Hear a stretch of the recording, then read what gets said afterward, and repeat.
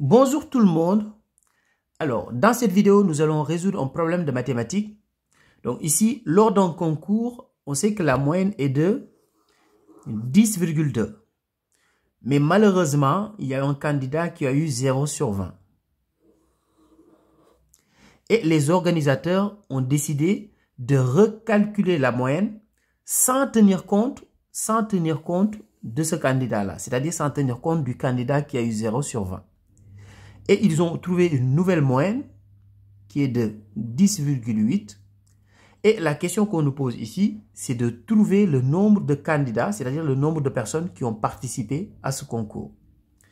Alors, comme d'habitude, nous allons traduire le problème en langage mathématique, c'est-à-dire ici, nous allons l'écrire sous forme d'une équation pour pouvoir tout simplement répondre à la question qui est posée.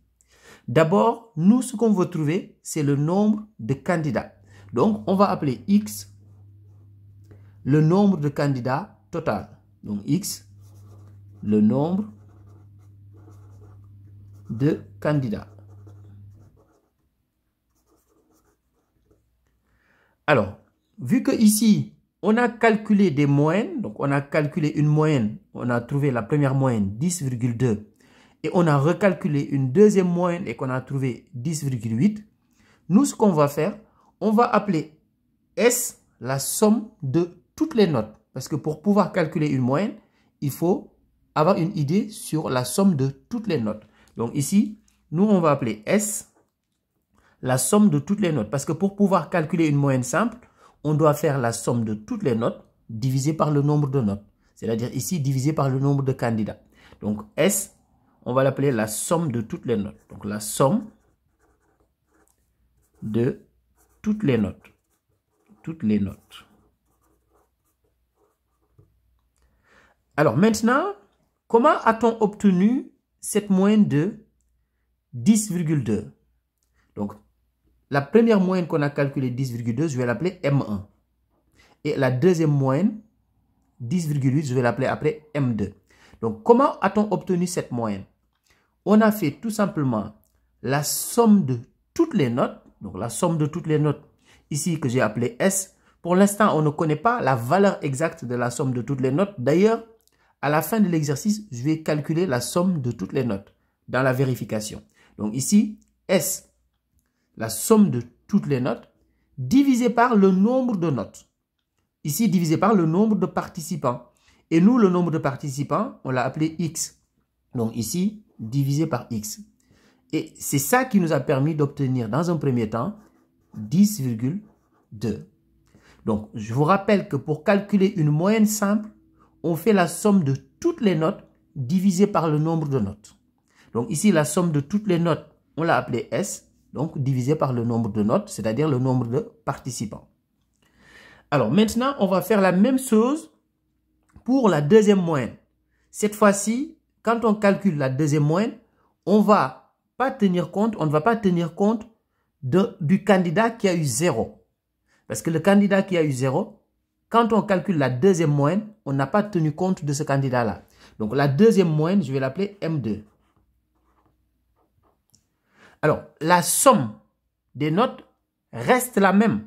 Puisque même si on ne compte pas ce candidat, on ne modifie pas la somme de toutes les notes parce que lui, il avait 0 déjà. Donc, finalement, sur la somme, si on retire 0, on a toujours la même somme. Donc, le S ne change pas. C'est-à-dire la somme totale des notes ne change pas. Par contre, ce qui change ici, c'est le dénominateur qui va changer. Parce que ici, X tout à l'heure, c'était l'ensemble des candidats. Et cette fois-ci, on a retiré un candidat. Et comme on a retiré un candidat, on ne divise plus par X, mais cette fois-ci, on va diviser par X moins 1. C'est ça qui va faire toute la différence. Donc, cette nouvelle moyenne, c'est égal à 10,8.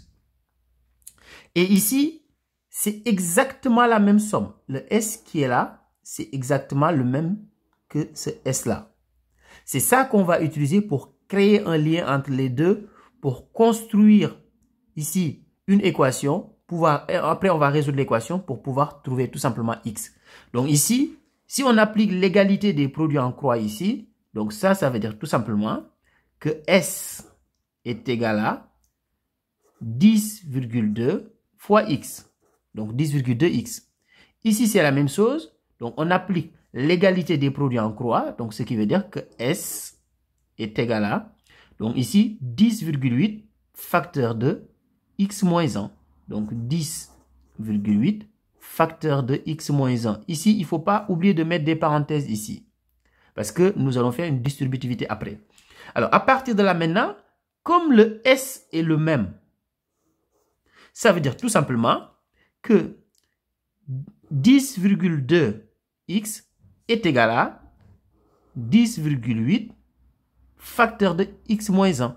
Donc, ça veut dire tout simplement qu'il y a une égalité entre 10,8 facteur de x moins 1 et 10,2x. Donc, ça veut dire qu'il y a égalité entre ces deux-là, parce que le S est le même. Donc, voilà maintenant l'équation que nous allons résoudre. On va résoudre cette équation pour trouver tout simplement la valeur de x. Après, on va passer à la vérification. Et dans la vérification, on pourra calculer S, c'est-à-dire la somme totale de toutes les notes. Donc ici, maintenant, là, qu'est-ce que je vais faire? Je vais faire la distributivité ici. Donc, je vais faire 10,8 fois x. Donc, ça fait 10,8x. Ensuite, 10,8 fois moins 1. Donc, ça fait moins 10,8. Ce qui est égal à 10,2x. Donc, je vais continuer ici sur le côté pour avoir de la place.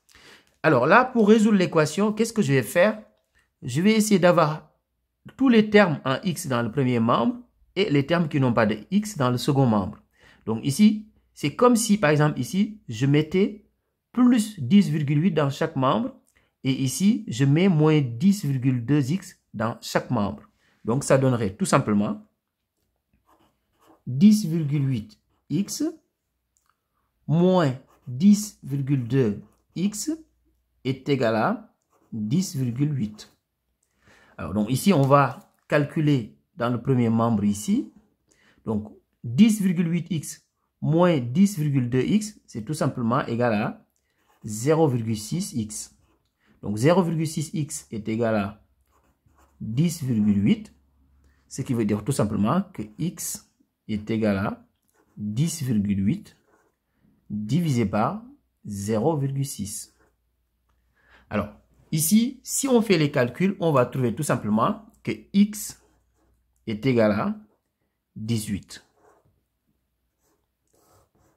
Donc, on vient de trouver que le nombre de participants est égal à 18. Et comme je vous l'ai dit tout à l'heure, on va maintenant pouvoir calculer la somme de toutes les notes. Donc, passons à l'étape de la vérification. Donc, vérification.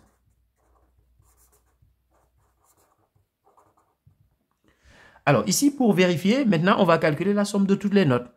Vu que maintenant, on connaît x, on va tout simplement faire 10,2. Donc, 10,2 fois x. Donc, 10,2 fois x, on va trouver la somme de toutes les notes. Donc, 10,2 fois, donc comme x est égal à 18, donc on vient de trouver 18.